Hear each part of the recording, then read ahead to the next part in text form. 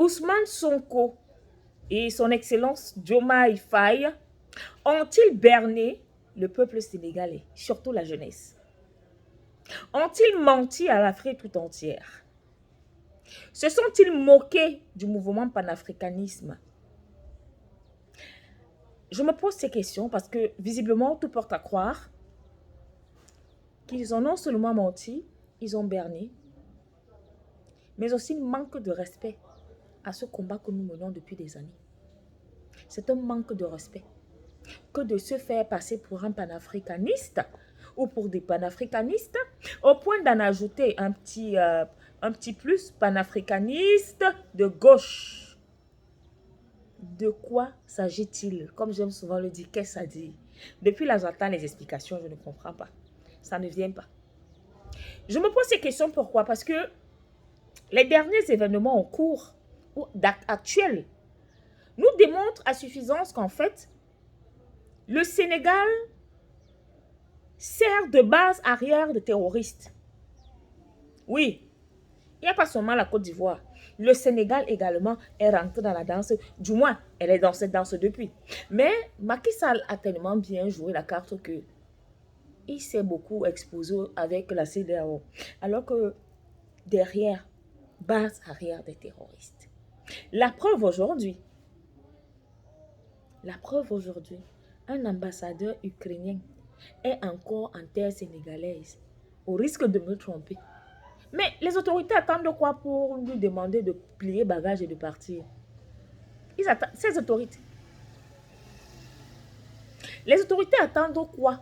Parce que l'acte qu'il a posé, c'est du terrorisme, c'est une communication avec les terroristes. Tu te lèves, un pays dont tu as dit hier que si jamais vous êtes en 2024 aux affaires et que le Mali soit attaqué, que vous allez envoyer des troupes soutenir le frère Mali.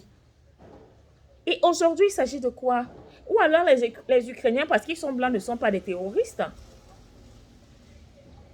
Comment tout un ambassadeur peut venir féliciter un acte terroriste comme celui de, qui s'est passé au Mali récemment? Tinwazanten. Il félicite. Et vous restez muet. Vous ne dites rien, chères autorités, M. Diomaye ou encore M. Sonko. Il aurait fallu que nous autres, journalistes panafricanistes, prenons cette affaire à bras le corps pour que, finalement, votre Minrex, la dame, appelle, convoque, par rappel, convoque cet ambassadeur pour lui dire, ben, écoute, nous on ne soutient pas les terroristes, vraiment tu as fait fort, il faut t'excuser, soit tu supprimes le tweet. On négocie avec un terroriste. Vous avez déjà vu ça où?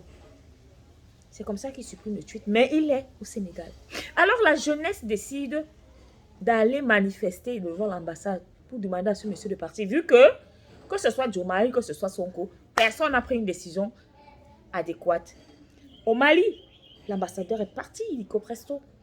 Au Burkina, pareil, au Niger, pareil. Pourquoi là, chez vous, au Sénégal, vous êtes muet sur cette question? Pourquoi? Vous pensez que la jeunesse sénégalaise ou le continent africain, la population africaine a besoin de plus que ça? C'est tout ce qu'on vous demande. Montrez-nous que vous êtes garçon et demandez, sortez un communiqué. 72 heures, 24 heures, même 10 heures, le temps de la paperasse, il prend son vol et rentre chez lui en Ukraine. C'est tout ce qu'on vous demande. Si vous ne le faites pas, ça voudra tout simplement dire que vous êtes également des terroristes. Ça ne me surprendra demain, lorsque nous aurons des preuves qui vont démontrer votre jeu trouble dans la géopolitique sénégalaise et surtout au sein du continent africain. Un coup, non, si en 2024 nous sommes aux affaires, on va faire ci. Un deuxième coup, vous êtes allé faire on dit quoi chez nous, on appelle ça le avec, supplier là-bas pour être reçu par monsieur Assimi Goïta. Qu'est-ce que vous avez dit là-bas? Que vous ne soutenez pas les terroristes, non? Jusqu'aujourd'hui, c'est Victorio, c'est quoi là? Il est là au Sénégal, il est tranquille. Il mange tchèboudjen. Il va à la plage, il se balade un peu partout. Peut-être qu'il va nous souvent à l'île de Gorée, là-bas prendre un peu du bon temps. Vigilance, faites très attention.